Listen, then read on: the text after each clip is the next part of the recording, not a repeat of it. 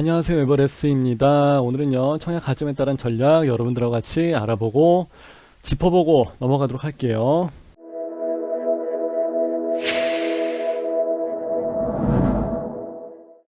우리 밴드에서 이야기를 진행을 하다 보면은 질의응답이 많이 올라오지, 사실 어떠한 뭐 그냥 일반적인 글이 올라가거나 그러진 않아요. 거의 다 내용 컨텐츠의 90%는 거의 다 질문일 거라고요. 근데 내가 아는 대로 해서 한번 말씀을 드려볼게요. 일단은 그 청약에 따른 전략, 이렇게 해서 말씀을 드리는 게 나을 것 같아요. 그래서 먼저 생각을 해야 될 부분이 뭐가냐면은, 가점에 따른 전략이다 보면 그럼 당연히 가점이 나와야 돼요. 내가 가점이 높은지 낮은지를 알아야지 거기에 따라서 내가 어디에다 집어넣을지 아니면은 어디 평형에다 집어넣을지 이런 게 다 나오는 거거든요. 그래서 가점은 기본적으로 나와야 되는데, 여기 진행을 하다 보면은 가점표가 있죠. 근데 그럼에도 불구하고 이상하게 가점은 오류가 무지하게 많이 나옵니다. 부적격이 많이 나오는데, 부적격 될 것 같으면 차라리 안 넣는 게 낫죠. 그럴 정도예요. 왜냐하면은 부적격 뭐 1년 이렇게 해서 뭐 정지를 먹어버리면은, 그 지역 아파트 뭐 신규 단지가 있어갖고 계속해서 막 신도시에 계속해서 막 줄줄이 나오는데, 못 들어가 버리면 열받죠. 그럼 1년이라는 시간이 얼마나 긴데요.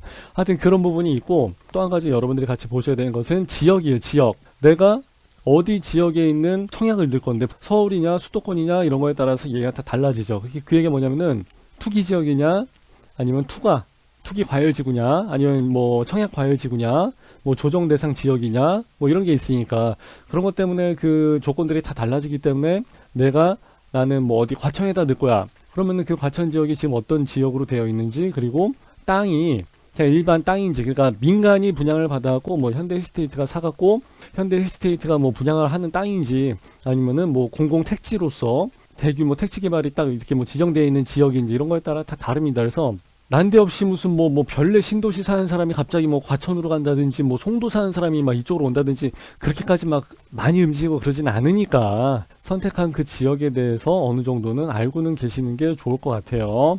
그리고 이제 또 한 가지는 무주택이냐 유주택이냐, 이제 요게 좀 달라집니다. 아무래도 이제 유주택이 불리하죠. 그리고 여기서 말하는 유주택은 주택의 한 채, 여기서 말하는 유주택은 주택을 한 채를 갖고 있는 사람을 얘기하는 거예요. 뭐 두 채 이상 가지고 있다, 이 사람들은 당연히 아예 누수 자체가 안 돼버리기 때문에 이 사람들은 아예 해당이 없는 거고요. 그리고 이제 본인의 주거 환경, 아까 말씀드린 내용이 그거예요. 여기서 말하는 본인의 주거 환경이다 그러면은, 일단은 기본적으로 내 직장이 어디 있는지, 왜냐하면 매일같이 출퇴근을 해야 되니까.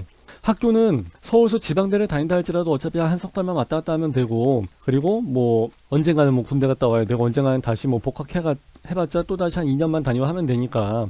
그래서 뭐 출퇴근을 한다 할지라도 뭐 월화수목만 가면 끝나버리니까, 거의 시간표 다 몰아서 쓰니까 애들이. 직장 같은 경우는 내가 잘리기 전까지는 계속 거기 쪽으로 가야 되잖아요. 그리고 매일같이 출퇴근을 해야 되잖아요. 그러니까 애들 학군이랑은 얘기가 좀 달라지죠. 그래서 내 직장이 어디 있는지 그 지역에 맞춰갖고 좀 생각을 하셔야 됩니다. 그래서 이런 고려가 전혀 없이 그냥 뭐 시세 차익만 보고서 뭐, 야, 과천이 16억인데 지금 뭐 8억에 분양을 한다. 야, 그럼 8억이 로또네. 이렇게 해서 가게 되면 그거는 말도 안 되죠. 그럼 이제 진짜 투기란 얘기를 듣는 거예요. 그렇게 되면은. 그래서 본인의 그 주거 환경, 직장, 즉 출퇴근, 교통에 대한 이 부분을 여러분들이 고려를 하시고서 가시는 게 좋아요. 그래서 제가 항상 말씀을 드리잖아요. 그래서 우리 밴드에 질문이 들어오면 어떻게 들어와요? 나는 어디에다 청약을 할까요? 어떤 집이 좋아요? 이렇게 하시는데, 어떤 집이 좋은 게 아니라, 뭐 좋은 집을 고른다는 그런 개념이 아니라, 본인의 주거 환경에 맞는 적합한 집을 선택을 하는 문제죠. 적합한 것을 선택을 하는 문제. 아까 뭐 가점도 얘기가 나왔었고, 그리고 지역에 대한 얘기 나왔었고, 무주택에 대한 얘기 나왔었고, 그리고 주거 환경. 자신에게 적합한 집을 고르는 거, 이거 완전히 얘기가 다릅니다. 그러니까 자신의 주거 환경이 뭐냐면은, 제가 항상 얘기하잖아요. 저는 원래 그 입지 분석이나 이런 거 해드릴 때 보통 이제 학군도 많이 보거든요. 근데 가끔씩 저는 까먹고 그냥 학군을 안 봐요. 왜냐면 우리 집은 애가 없거든요. 내가 지금 40대 중반이 넘어갔거든요. 근데 우리 집은 애가 없다 보니까 학군에 대해서는 사실 그렇게 신경을 안 쓰는 거예요. 이게 감이 없어요, 학군에 대해서는. 그래서 빼먹고 넘어가는 경우가 많고, 저 같은 사람들이 이제 요즘 많아요. 집에서 재택근무 하시는 분들도 계시고, 자영업을 하시는 분들도 계시고, 집에서 유튜브 방송만 이렇게 계속 하시면서 막 돈 많이 이렇게 많이 버시는 분들도 계시고, 그렇기 때문에 그 환경이란 게 옛날하고는 다르게 많이 달라졌기 때문에, 다양한 삶의 방식이 있기 때문에 본인에게 적합한 집을 고르는 것이 가장 좋을 거예요. 그리고 이제 청약을 하게 되면 일단은 먼저는 1이라고 할게요. 1번. 특공에 대한 부분을 먼저 따지고 들어가시는 게 좋아요. 우선적으로 먼저 기회를 잡을 수가 있으니까 기회를 한 번 더 잡는 거잖아요. 그렇죠? 그렇기 때문에 당연히 특공이 되는지를 먼저 선택을 해보시는 게 좋아요. 그리고 이제 기회도 훨씬 좋죠. 경쟁률도 낮고 그리고 세대 배정도 훨씬 더 많고 그러니까 경쟁률이 일반 경쟁률에 비해서는 훨씬 더 낮게 나옵니다. 뭐 심지어는 뭐 10분의 1 이하로도 나오는 경우가 있고 하니까 당연히 예, 특공이 되는지를 살펴보시는 게 좋고 그리고 이제 요즘 이제 특공이 이제 종류가 좀 많습니다. 예, 뭐 노부모 특공도 있죠. 노부모 특공 그러면은 여기도 아마 나와 있을걸요. 뭐 청약통장의 종류에 대해서 나와 있고 그러는데 요거는 그냥 올려놓을 테니까 나중에 알아서 그냥 다운받아서 한번 보시면 될 것 같고요. 지역별 예치금은 그냥 돈 집어넣었다 그냥 다시 예금담보대출로 그냥 출금해도 돼요. 깨지는 말아요.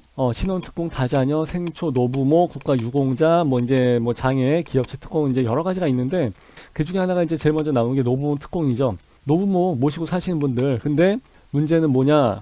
내 주소로 해놔야죠. 내 주소로 해놔야지.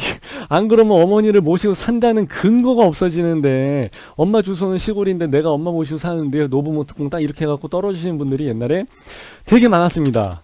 진짜로 이런 경우가 많아가지고 막 싸우고 아니 근데 걔네들이 아냐고 주소 보고 알지 걔네들이 그죠? 같은 주소로 해서 이제 한 3년 정도 있어야 되기 때문에 시간 날 때 미리 해놓으세요. 그리고 또 하나가 군인특공 그리고 이제 장애특공 있죠. 항상 말도 많고 탈도 많은 게 장애특공이에요. 예, 장애단체 그 기관에서 알아서 진행을 해주고 하는데 많은 분들이 여기에 대한 혜택을 잘 보시는 걸로 알고 있습니다. 그래서 이제 여기에 대한 뭐 여러 가지 그런 게 있는데 그 야사는 다음 시간에 얘기하는 걸로 하고요. 중소기업 아마 여기가 10년 근속일걸요? 하여튼 10년 정도 근무를 하시게 되면은 여기에 대해서 예전에 뭐 정보통신기업이라고 얘기를 하는 부분도 있고 그랬는데 여기에 대해서는 특공을 좀 그때그때 좀 달라지는 것 같아. 그래서 꼭 그런 IT 업종이나 정보통신기업이나 이런 데만 있어야 된다고 이야기를 했는데 또 요즘 그런 얘기 없어졌대요. 그래서 그냥 중소기업이면 가능하니까 뭐 재직 그거랑 뭐 월급여 받은 거 이런 거 있으면 좀 갖다 달라고 하는 경우도 있고 그러더라고요. 그래서 은근히 이런 것도 경쟁률이 굉장히 낮아요. 다자녀. 내가 알기로는 성인이 되지 않은 이상 3명의 이상의 자녀가 있으면 되는 걸로 알고 있거든요. 다자녀 같은 경우는 일단 자녀가 3명 이상 있어야 되기 때문에 흔치는 않죠. 근데 웃긴 게 막 5명, 6명 있는 분들도 있어요.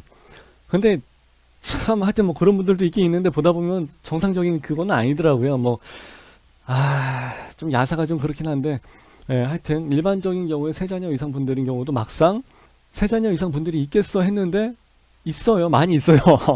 하여튼 이제 그런 것도 되면 한번 보셔야 되고요. 예전에 진짜 다산이었나 어디서 미달이 나온 경우도 봤어요. 인기 지역이었었거든요. 근데 진짜 어떻게 다자녀만 미달이 나온 경우도 있기는 있었어요. 근데 일단은 하여튼 이런 경우가 뭐냐면 결국 내가 항상 얘기하잖아요. 뚜껑 열어봐야 한다고. 모르는 문제예요. 네. 그리고 이제 그 다음에 신혼. 예비도 가능하고 대신에 이제 그 사람이랑 계속 같이 무주택으로 계속 유지를 해야 되고 입주할 때까지 그런 조건이 있더라고요. 그래서 내가 절대 신혼여행 가서 뭐 뒤지기밖에 막 싸우고 뭐 이러지 말라고 얘기했잖아요. 그죠? 그래서 이런 것도 있고 신혼 특공도 마찬가지로 이제 특공에 대한 개념이 한 번만 삶에 있어서 딱 한 번만 쓰는 걸로 이제 이야기를 한 건데 그럼에도 불구하고 이제 돌싱분들은 자녀가 있을 때 한 번 더 쓸 수 있는 걸로 알고 있습니다. 그리고 이 사람이 다시 재혼을 해도 재혼을 하게 되면 다시 즐거운 신혼이잖아. 그죠? 그렇게 되는 경우도 쓸 수 있다고 합니다. 이런 경우는 사실 어디에도 나와 있는 케이스는 아닌데 참고로 하시면 좋을 것 같고요. 그리고 이제 요즘 인기가 많은 게 바로 생초죠. 생애 최초. 그래서 옛날에 생초는 별로 주목을 받지 않았거든요. 근데 요즘에 이제 홍보 좀 많이 하고 그래갖고 생초가 계급장 떼고 붙는다고 그래갖고 생초에 대한 부분들을 많이들 생각을 하시는 것 같아요. 생애 최초 같은 경우는 이제 결혼을 무조건 해야 됩니다. 그게 좀 어렵죠. 결혼을 내 맘대로 하는 것도 아니고 내가 열심히 한다고 해서 되는 문제가 아니기 때문에 근데 이제 결혼에 대한 거는 이제 불가항력적인 부분이랑 관련이 있으니까 이제 그렇다 치고 이제 여기서 이제 문제가 되는 거는 소득 조건에 대한 계산이죠. 이게 좀 골치 아파져 버려요. 그래서 아내랑 맞벌이 하는데 아내가 소득으로 안 잡히는 경우도 질의응답을 많이 받아왔었고 또는 아내가 중간에 임신 때문에 잠깐 퇴사하는 경우도 있었고 그렇게 되면 계산이 어떻게 되는 겁니까 하시는 경우도 있었고 여기에 대해서도 좀 질문이 많이 들어오고 또는 이제 5개년도 납부 인정 여부에 대한 거 여기에 대한 부분도 질의응답이 사실 많이 들어옵니다. 이런 것도 그렇고 사례는 계속해서 내가 그 밴드와 카페 여기에다 계속 이제 뭐 좀 모아서 올려놓으려고 하니까 궁금하신 분들은 여기 들어와서 이제 보시면은 될 것 같고요. 댓글 쓰는 그 주소 있죠, 밑에 거기다가 밴드 주소랑 카페 주소를 제가 해서 좀 올려놓을게요. 맨날 떨어진다고 얘기하시는 분들이 계시는데 그건 어쩔 수 없어요. 경쟁률이 막 2008대1 나오고 막 이래버리는데 그거 되겠어, 그죠? 근데 웃긴 거는 누군가는 된다는 거죠. 아니, 넣어야지 떨어지든지 되든지 그러지. 그러니까 일단은 넣는 거는 넣어야 돼요. 돈 들어가는 거 아니잖아요. 그래서 이제 많이 해보신 분들은 스마트폰으로 해갖고 막 이렇게 하는데 5분도 안 걸려요. 금방 하죠. 그리고 뭐 자기 점수 계산은 뭐 매일같이 계산할 때마다 바뀌는 것도 아니고, 그러니까 뭐 돈 들어가는 것도 아니고 어차피 금방 하면 끝나니까 그 정도는 아주 쉽게 하시더라고요. 그래서 뭐 떨어지는 건 떨어진다 할지라도 청약을 넣는 것은 계속 넣으셔야 된다는 거. 그래야 내 집 마련이 되지. 뭐 그런 것 가지고서 뭐 되네 안 되네 뭐 확률이 있네 없네 그러면은 내 집 마련 되겠습니까? 그런 사람들은 그냥 피 주고 사는 거 말고는 수가 없어요. 근데 피 주고 사기에는 뭐 서울에 아파트 막 20몇 억 가버리는데 그걸 어떻게 그건 계약금도 안 되기 때문에 나는 그건 어려운 문제라고 봐요. 그래서 돈이 없는 서민일수록 가장 먼저 접근할 수 있는 게 바로 이제 분양입니다, 사실. 그렇기 때문에 여기에 대해서 더욱 집중을 하는 이유이기도 하고요. 그리고 이제 그 다음에 이도저도 안 되면 그냥 일반 공급으로 해서 들어가셔야죠. 점이냐, 또 한 가지는 유주택이냐, 무주택이냐. 이거 가지고 많이 따집니다. 그리고 또 한 가지는 이제 지역이죠. 아무래도 언제 어디 지역에다 내가 청약을 넣는지.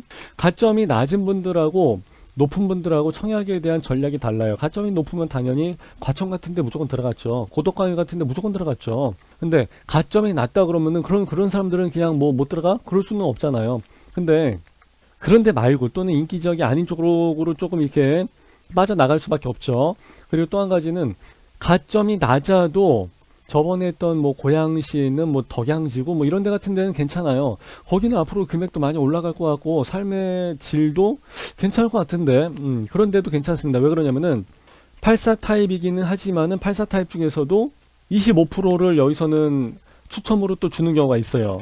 그래서 가점제냐 추첨되냐 이제 요금에 따라서 얘기가 좀 달라지고 지역도 따져야 되는 이유가 뭐냐면은 고양시에 있는 그 덕양지구 같은 경우는 공공택지가 아니에요. 공공택지가 아니고 그냥 일반 민간 택지예요. 민간 그냥 뭐 그냥 건설사나 뭐 누가 그냥 땅을 사갖고 내가 여기서 그냥 분양을 할래 하는 거지 국가가 또 뭐 지자체에서 지방에서 막 이렇게 막 주도적으로 하는 게 아니었다는 거죠. 그렇기 때문에 내 맘대로 할 수 있는 여지가 조금 더 늘어납니다.